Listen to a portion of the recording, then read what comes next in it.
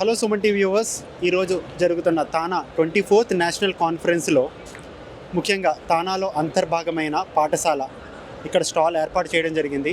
ఎవరైతే స్టార్ట్ చేశారో ఆయన మనతో పాటు ఉన్నారు, పద్మభూషణ్ యార్లగడ్డ లక్ష్మీప్రసాద్ గారు. సో ఆయనతో అడిగి తెలుసుకుందాము నెక్స్ట్ రాబోయే తరానికి ఆయన ఇచ్చే సందేశం ఏంటి, ఆయన ఎందుకు ఇంత కృషి చేస్తూ పిల్లలకి తెలుగు రావాలి అనే ఒక ఉద్యమంలా దీన్ని తీసుకున్నారు. ఒకసారి ఆయన మాటలో తెలుసుకుందాం. భారతదేశంలో చదువుకుని ఇక్కడికి వచ్చి మంచి ఉద్యోగాలు సంపాదించుకొని మంచి స్థానంలో ఉండేటువంటి మన తెలుగువారు పిల్లలకి తెలుగు నేర్పించవలసిన అవసరం చాలా ఉంది. దానికి కారణం ఏమిటంటే సెలవుల్లో వాళ్ళు భారతదేశానికి వచ్చినప్పుడు వాళ్ళకి మన గ్రామాల్లో తిరుగుతున్నప్పుడు వాళ్ళు కనుక తెలుగు భాషలో కనుక కమ్యూనికేట్ చేయలేని పరిస్థితి వస్తే కనుక వాళ్ళకి మళ్ళీ ఎందుకు మేము ఇండియా రావాలనేటువంటి భావన పిల్లల్లో పెరుగుతుంది. అంతేకాకుండా అక్కడి నుంచి అమ్మమ్మ తాతయ్య నాయనమ్మ తాతయ్యలు ఇక్కడికి వచ్చి ఇక్కడ ఉంటున్నప్పుడు ఆ పిల్లలు వాళ్ళ అమ్మమ్మ వాళ్ళ అనుభవాలు, ఆ నాయనమ్మ వాళ్ళ అనుభవాలు, చిన్నప్పటి విషయాలు వాళ్ళ తల్లిదండ్రుల గురించి ఆ పిల్లలు తెలుసుకోవాలంటే తప్పనిసరిగా తెలుగు ఇది తప్పనిసరి అవసరంగా ఉంది. కాబట్టి కేవలం తెలుగు సంస్కృతిని తెలుగు ఇదంతా కూడా వాళ్ళకి ఇవ్వాలంటే ఒక బ్రాడర్ అవుట్లుక్ ఉన్నప్పుడు కూడా ముందు ప్రాక్టికల్గా ప్రతి ఇంట్లో కూడా ఉన్నటువంటి పెద్దలతో మన పిల్లలు తెలుగులో ఇంటరాక్ట్ అవ్వడానికి తప్పనిసరిగా మన పిల్లలకు తెలుగు నేర్పించాలి.